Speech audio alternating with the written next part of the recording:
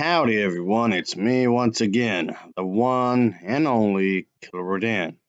And today, as you can see, I'm still continuing my Disney movie marathon by talking about, the movies, theme parks, merchandising, whatever. But seriously though, can I have one damn day where I don't complain about something? It's always something I just want to punch somebody in the face. I mean, really. Yeah, sexism and racism are a part of uh Disney's movie Turning Red. Okay. Again, this just seems far fetched in a lot of ways, folks. I mean, I won't say it's my favorite Disney movie, but from Pixar or Disney, but I won't say it's terrible by any means. I've already did a review of this movie already. Crying out loud. And while I do have a few issues with the film itself, but it has nothing to do with what these people are claiming and whatnot. And I mean, I've heard about this kind of a thing even before watching the movie, but I didn't allow that to cloud my judgment from watching the movie because I like to watch stuff from my own pair of eyes, my own goggles, if you want to put it that way, which I'm always doing anyway. When you think about it, but this is basically going to be the discussion, of course. But yeah, this is just a really stupid way just to ruin the fun, I guess you would say. And it became the target. Yeah, it became one of the most controversial films of 2022 because um, reasons, I guess. It's I guess the best way I can describe the movie is it's a coming of age movie when I think about it. As the main character, Mimi, if I'm pronouncing her name right, excuse me if I butcher that. And of course, she's of Asian family, Chinese to be more exact. But of course, you're gonna have to learn how to operate in life as you get older, regardless of where you came from. Of course, especially especially when you're in middle school. And yeah, when you once you're in middle school, you start to realize that hey, there is a world beyond your friends, beyond your classmates, beyond your school. You and your daddy and mommy are not the only individuals in the world. There's more of a world out there than you originally would expect. So you start to become more aware of things. I guess you can apply this to the main character, of course, and whatnot. She realizes changes in life. And I mean, okay, not exactly the most original concept in the world, but this is a whole idea of the panda thing, and whatnot, which is supposed to be part of uh, this human. Okay, well, how do I put this? This human transformation into a panda is if that's the best way to describe it, I guess. It has something to do with the family, like a family tradition, and they have to do this ceremony kind of a thing to keep it down and whatnot. And I have to accept that hey, those changes in life, not you can't control everything, and that's what the mother character of Mimi. Again, I'm sorry if I'm pronouncing that wrong, if I'm butchering that. Mimi's mother is trying to do that, would be really, really, really controlling. And that aspect of parenting is actually true. When it comes to a lot of parents, again, regardless of where you came from, whether you're Caucasian, Mexican, Cuban, whatever you can think of, that seems to be a common trait among parents, especially mothers. So, is that what's racist? Is that what the thing is racist is? I don't get it. What the whole Asian stereotype where the Japanese. Well, that's more of a Japanese stereotype, really. So if that's what they're assuming, you're getting that wrong. You're getting your stereotypes wrong. If that's what it is, and but I don't get it. Where's the racism? I don't see it. Even with sexism, where is the sexism? I guess it's up my ass. I guess that's what it is. Up my ass around the corner. So I don't get it. I don't see it like at all.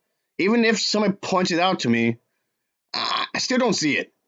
I don't know. This makes no sense.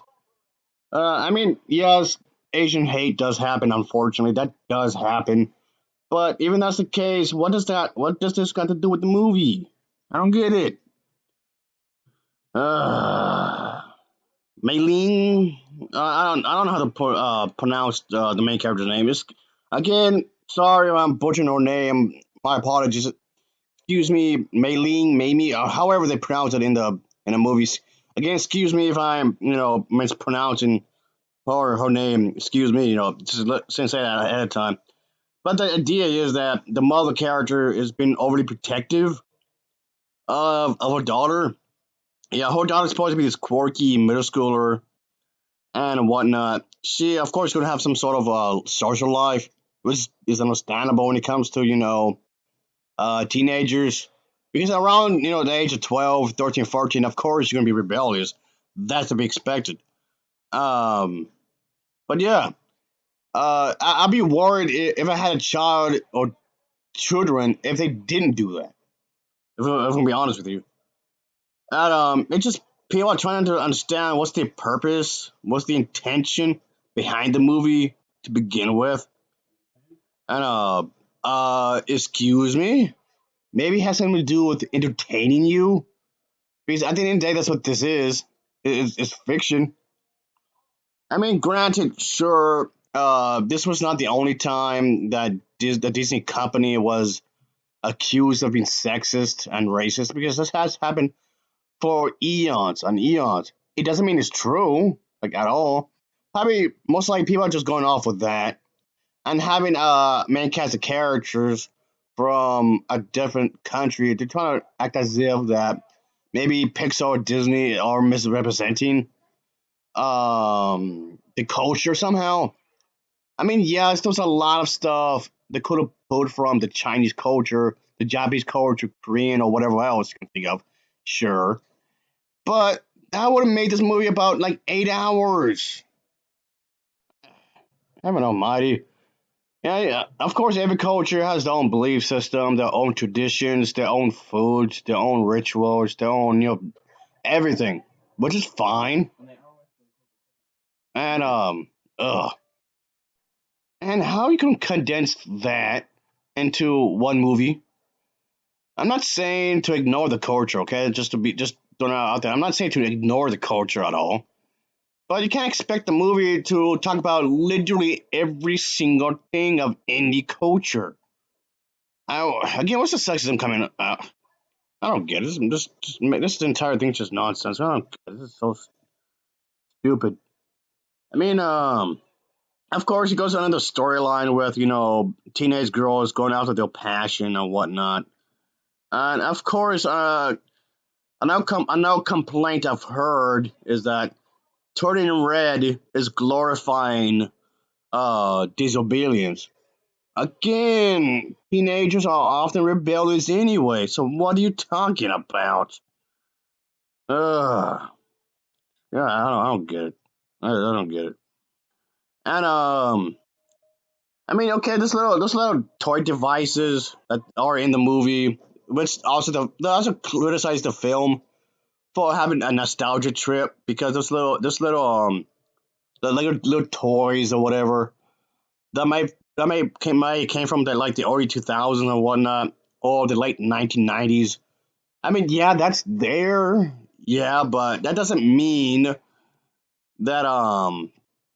that doesn't mean it's trying to take a nostalgia trip. I mean, maybe to an extent, maybe, but it's not really the main thing. And okay, sure. I mean, I'm pretty sure that the film takes place nowadays, so they just like in 2021, 2022, somewhere like that. So they just implies that the 13-year-old likes to collect old tech like VHS tapes and stuff like that. Oh, Beanie Babies, stuff in that nature. So what? A lot of teenagers have done this kind of a thing. A lot of them had done that. Or I mean, there's some grown men or grown women in their 20s or 30s that have collected Nintendo 64 games, because they played it when they were like what, 8, 12, and even on YouTube, people talked about this kind of a thing. I'm looking at game footage I'm using right now. This game came from like this game right here. The Star Wars game came out ages ago, and the fact that it's a Star Wars game, that in itself is nostalgic. Just I don't know anymore. I don't know. I just end this here. Just and I mean, again, I don't hate the movie. It's not my favorite, but I don't hate it. Heaven almighty, whatever. You can have fun no more, people. As always, thanks for watching and take care. Until next time. Later. Whatever. Whatever.